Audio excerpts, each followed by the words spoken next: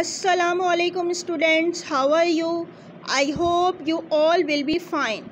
आप लोग जो चैप्टर पढ़ रहे हैं इसका नेम है soil erosion and conservation. Previous lecture में मैंने आपको एरोशन के बारे में एक्सप्लेन किया था। आज जो टॉपिक करवा रही हूँ ये है सॉइल कंजर्वेशन का, और सॉइल कंजर्वेशन आपके बुक पेज नंबर 111 पर दी गई है। ये जो टॉपिक है सॉइल कंजर्वेशन का, सॉइल कंजर्वेशन किसको कहते हैं? सॉइल कंजर्वेशन कहा जाता है protection of soil from erosion is called soil conservation. यानी कि जो है एरोशन की वजह से सॉइल के जो पार्टिकल्स हैं वो विंड और वाटर की वजह से जो है एक जगह से दूसरी जगह चले जाते हैं और फर्टाइल सॉइल जो होती है वो डिस्ट्रॉय हो जाती है, और इसको जो कहा था सॉइल एरोशन। तो ये जो सॉइल फर्टाइल सॉइल हमारी जो है वो डिस्ट्रॉय हो जाती है, तो हम किस तरीके से जो है उसको प्रोटेक्ट कर सकते हैं उस सॉइल को, ये प्रोसेस जो होता है वो कहलाता है सॉइल कंजर्वेशन। जिसमें आज जो है ये मुख्तलिफ मेथड को हम समझेंगे कि सॉइल को कंजर्व किस तरीके से हम कर सकते हैं। फर्स्ट मेथड सॉइल कंजर्वेशन का है increase in vegetation.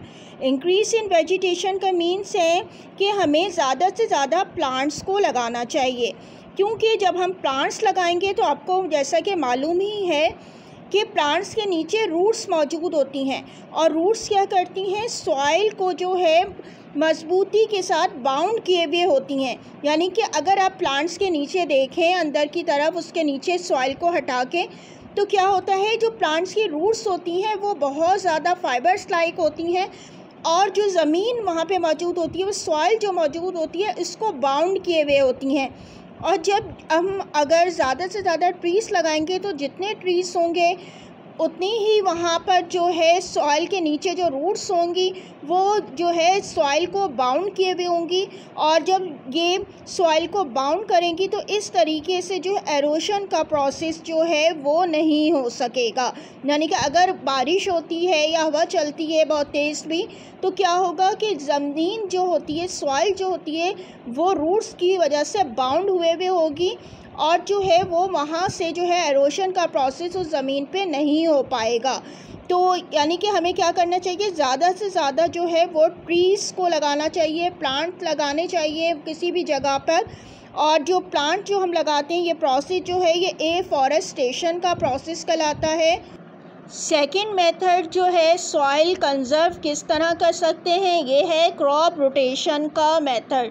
Crop rotation के मीन्स क्या होते हैं, यानी कि अगर हम किसी भी सॉइल में, किसी भी जगह, किसी एरिया में हम कोई क्रॉप ग्रो कर रहे हैं, फॉर एग्ज़ाम्पल अगर हम जो है वीट को ग्रो कर रहे हैं विंटर के मौसम में, अगर हम ग्रो कर रहे हैं और फिर उसके बाद जब वो ग्रो हो जाती हैं और ये जो है क्रॉप्स को जो है काट दिया जाता है और उसको कलेक्ट कर लिया जाता है, तो फिर जो ज़मीन है वहाँ की सॉइल है उसको ऐसे ही खाली नहीं छोड़ना चाहिए, बल्कि क्या प्लानिंग होनी चाहिए कि इसके बाद विंटर के सीज़न के बाद अगर जब समर का सीज़न होने वाला है शुरू, तो वहाँ पे ऐसी क्रॉप ग्रो करी जाए कि वो वहाँ पे समर के मौसम में जो है वहाँ पे ग्रो हो ज़मीन पर। जैसे कि समर में हम राइस को ग्रो कर सकते हैं तो वो वहाँ पे ग्रो होगी। तो इस तरह से जो है वो पूरा एयर जो है वो ज़मीन जो है वो सॉइल जो है वो वहाँ की ऐसे ही खाली नहीं रहेगी, बल्कि पूरे साल जो है पूरे एयर जो है वहाँ मुख्तलिफ़ किस्म की वेजिटेशन जो होगी होती रहेगी, या इसी को कहा जाता है क्रॉप रोटेशन। नेक्स्ट मेथड जो है सॉइल कंजर्वेशन का ये है डेवलपमेंट ऑफ पाचर्स। पाचर किसको कहा जाता है, ऐसे प्लांट्स वगैरह या ग्रास वगैरह जो कि हर्बीवोर्स एनिमल्स खाते हैं। तो प्लांटिंग ट्रीज़ वगैरह लगाए जब जा रहे होते हैं तो ग्रास वगैरह भी लगाई जाती है सॉइल एरोशन के प्रोसेस को जो है रोकने के लिए, और मुख्तलिफ़ किस्म के छोटे बड़े प्लांट्स को लगाया जा रहा होता है। तो जो ग्रास ईटिंग एनिमल होते हैं, जो कैटल्स वगैरह होते हैं, वो क्या करते हैं कि ये जो ग्रास लगी हुई होती है सॉइल में और छोटे छोटे प्लांट्स होते हैं, इनको जो है अपनी फूड के तौर पर इस्तेमाल कर लेते हैं। और जब वो अपनी फूड के तौर पर इस्तेमाल कर लेते हैं तो फिर जो वहाँ की सॉइल होती है वो क्या होती है, एक्सपोज हो जाती है और फिर एरोशन का प्रोसेस होता है उसमें। तो इसीलिए जो है इसको जो है रिज़र्व करने के लिए कि हम उस एरिया को किस तरह रिज़र्व कर सकते हैं, तो क्या करना चाहिए कि कोई एक जगह बना देनी चाहिए, यानी कि कोई एक ऐसा प्लेस बना देना चाहिए उन एनिमल्स के लिए जो ग्रासिंग एनिमल्स होते हैं, ग्रास खाने वाले होते हैं, ताकि उनको वहाँ से फूड मिल सके। और ऐसे जो है एरियाज़ जहाँ पे ग्रासिंग एनिमल्स के लिए फूड जो है आपने प्रोवाइड की है, तो वो एनिमल जो हैं ग्रास खाने वाले, तो वो उसी एरिया से जो है वो ग्रास को खाएं, और जहाँ पे आपने क्रॉप्स वगैरह लगाई हैं वो उसको नुकसान ना पहुँचा सकें। तो यानी कि डेवलपमेंट ऑफ पास्चर भी जो है एक ऐसा मेथड है जिसके ज़रिए आप सॉइल कंज़र्व कर सकते हैं। नेक्स्ट मेथड जो है सॉइल कंज़र्वेशन का कहलाता है प्रॉपर ड्रेनेज सिस्टम। यानी कि जब बारिशें वगैरह होती हैं तो आपको पता है कि पानी जो है वो फ़्लो करता है बहुत तेज़ी के साथ, और जो सॉइल मौजूद होती है वो उसको भी अपने साथ ही वाटर के साथ जो है वो भी फ़्लो हो जाती है सॉइल भी, और जो फर्टाइल सॉइल है वो भी जो है होती है वो फ़्लो करती हुई एक जगह से दूसरी जगह चली जाती है। और जो प्लांटेशन हो रही है, प्लांट्स वहाँ पे लगे हुए हैं, वो जो है वो ख़राब हो जाते हैं।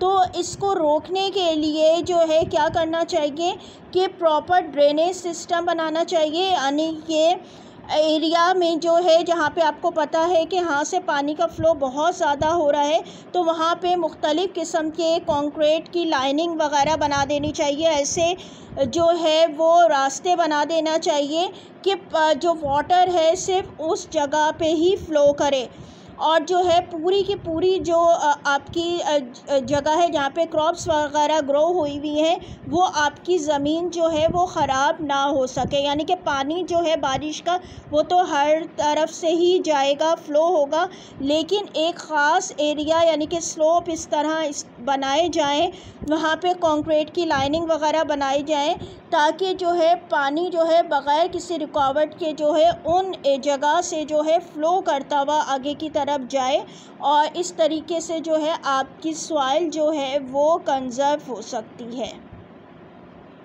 नेक्स्ट मेथड सॉइल कंज़र्वेशन का है कंस्ट्रक्शन ऑफ एम्बैंकमेंट, यानी कि रिवर वगैरह जो हैं वहाँ पे उनके साइड पे जो है बैरियर बना दिए जाएं या डैम वगैरह बना दिए जाएं, ताकि जो है सॉइल जो है वो एरोशन उसमें ना हो सके।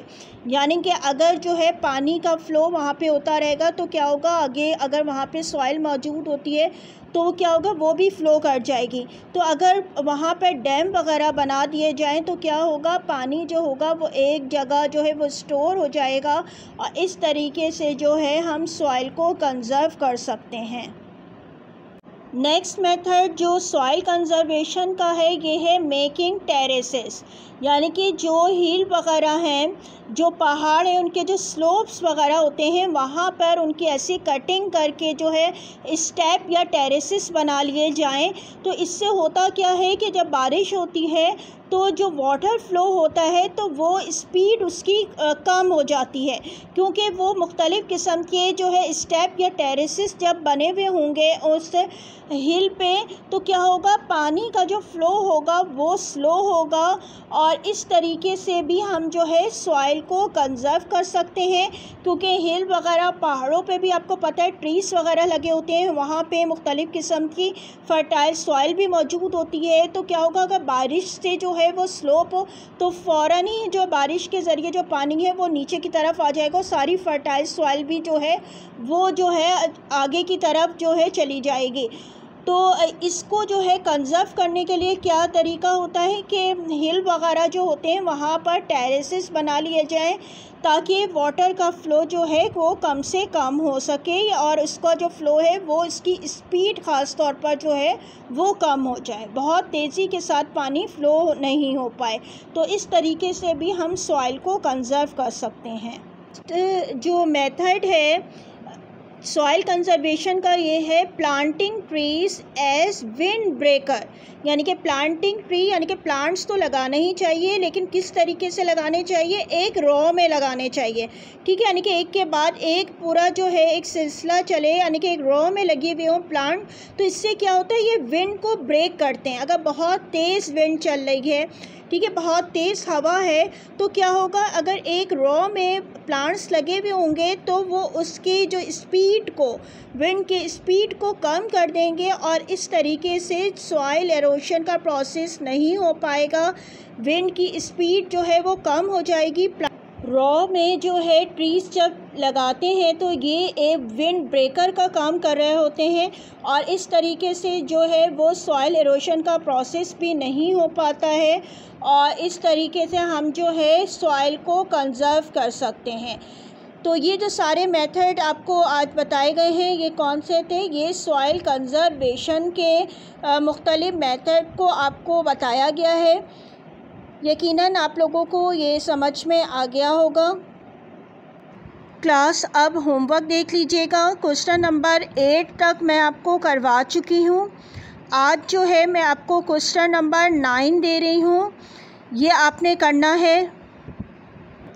क्वेश्चन नंबर 9 क्या है, डिफाइन सॉइल कंजर्वेशन।